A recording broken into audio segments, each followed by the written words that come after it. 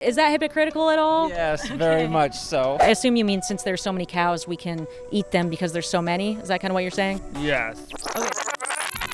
What's up, everybody? Natalie here with Colin, and I had a sign that said, "Why aren't you vegan yet? Debate a vegan." And Colin said he was interested in talking about it. You said you're definitely not a vegan. So I'm curious, why aren't you vegan yet? Well, many animals are carnivorous. Every animal helps each other in this world. That depends on where birds go on to, like, alligators or crocodiles' teeth to pick out some of the food between it. Or a lion who's hungry and wants something to eat would eat a meat creature.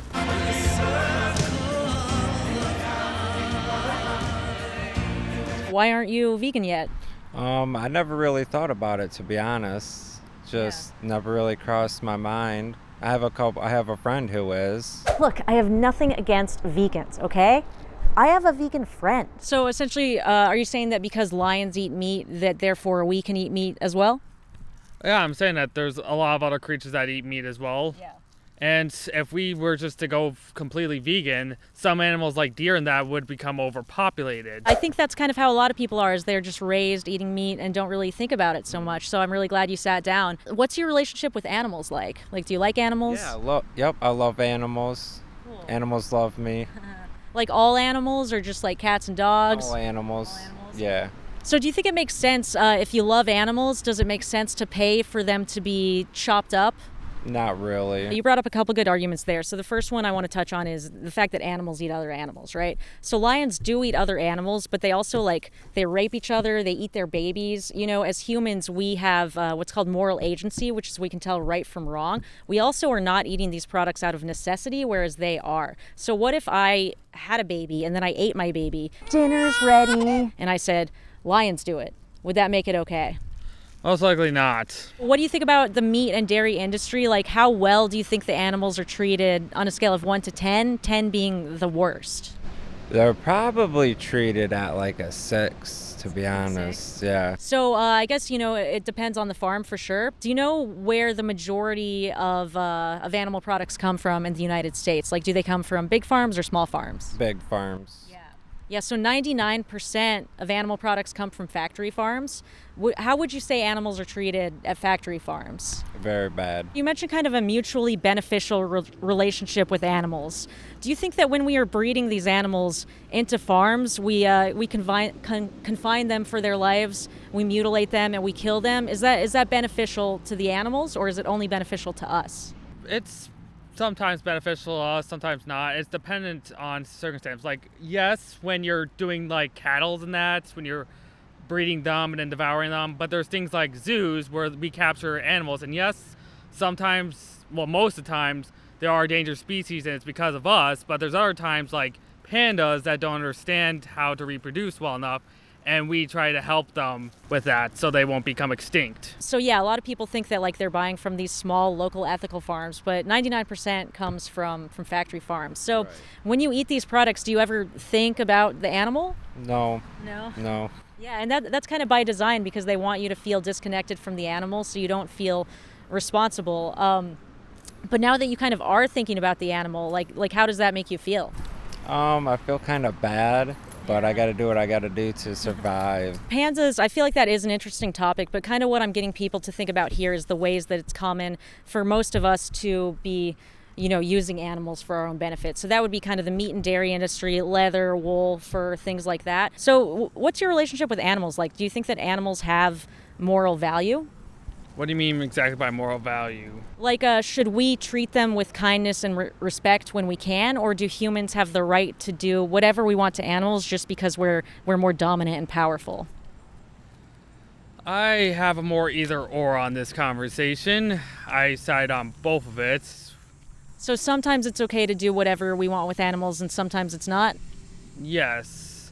I guess where my idea comes down is how far into how big the population of the animal is. Do you think that you need to eat animal products to survive and thrive?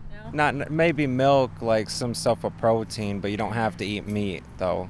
Yeah. The cool thing is that you don't have to eat meat or milk, right? Because milk, the cows make the milk for their baby cows, right? Are you a baby cow? No. Okay.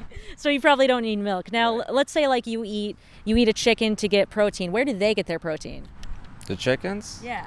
From the grain. Yeah. From plants, right? Right. So could you get protein from plants? Yes. I assume you mean since there's so many cows, we can eat them because there's so many. Is that kind of what you're saying? Yes. Okay, so if we wanted to use that logic, we could also say that since there are 8 billion humans, that we could do what we want with humans. What do you think about that?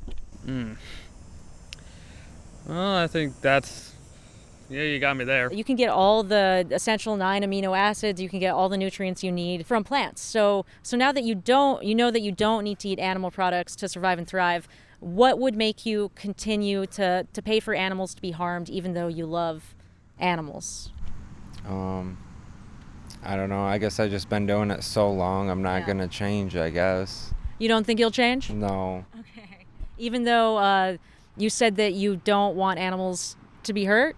Right. Okay. Is that hypocritical at all? Yes, very much so. There are things like deer that those things do overpopulate a lot.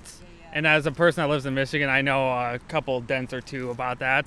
Yeah, so there's tons of deer here. You know, you can't really drive without seeing a deer that's been hit by a car, right? The thing that I find interesting about that is that hunters have been saying that they help lower overpopulation for like 30 years, yet there's still this huge overpopulation problem. So clearly what we're doing isn't working. Now, there are a couple different ways we could deal with this deer population problem. So first of all, I want to start with, why are they in our towns and our cities in the first place?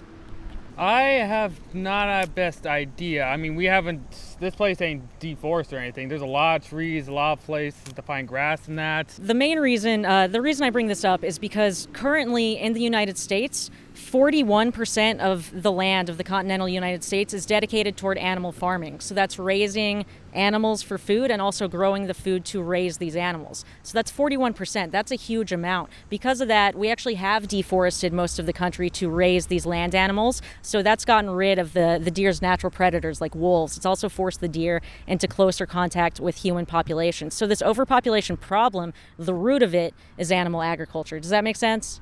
Yeah. Do you think that maybe you're like afraid to change? Because I thought it would be like really hard to change. What do you think? Probably. It'd be pretty hard to change. Yeah, that's what a lot of people think. A lot of people tell me like, oh, it's way too hard to be vegan. But it's actually very easy, especially in 2022. Now there's substitutes for everything. You know, there's substitutes for burgers. There's like Impossible Burger, Beyond Burger. There's vegan cheese. There's vegan eggs, all this stuff. Okay. You can just do the replacements. But there's also the foods that are naturally vegan, you know, the stuff that's cheaper like pasta, French fries, beans, vegetables, everything like that. For me, I went vegan for quite a few reasons, mostly because I think animals have moral value, but also because animal agriculture, like you mentioned earlier, is terrible for the climate. It's also causing pandemics and just making the world a worse place. But I want to get to the main reasons why you do consume animal products. For me, it was taste and convenience. Is that true for you as well?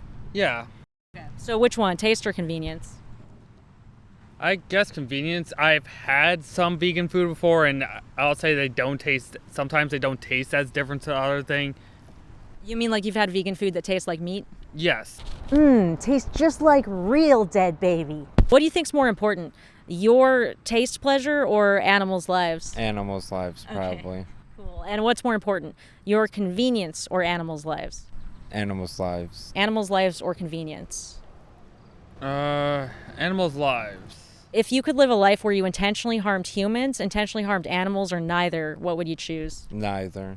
Do you think being vegan would be closer to that goal? Yeah, definitely. Well, I mean, it sounds like you're pretty on board with kind of like the vegan morality, the idea that animals' lives are more important than kind of human tastes and convenience is really the crux of it. Is there anything else that you have questions about? Like, why don't vegans eat eggs or anything like that? No, I was thinking about the egg thing, and I'm like, oh, wait, no. We just talked about the child eating thing at the start. I'm pretty sure that's like the reason. So the reason is because, you know, it's similar to the dairy industry where the male calves are born into the dairy industry, but they're useless. Same thing with male chicks born into the egg industry. So typically, there's people whose job it is to determine the sex of the eggs, right? If they're female or they're male. And if they're male, they're going to be put on a conveyor belt, and that's going to go into, it's called a macerator or a giant blender, and they're going to be blended up alive because they're useless to the egg industry. So their first and only experience of life is being blended up alive. What do you think about that? I'm not gonna sleep tonight. Have I ruined your day? Oh, maybe. If you like this, hit that thumbs up button. Special thanks to my morally superior patrons, Amy, Andy, Deepak, and Rebecca.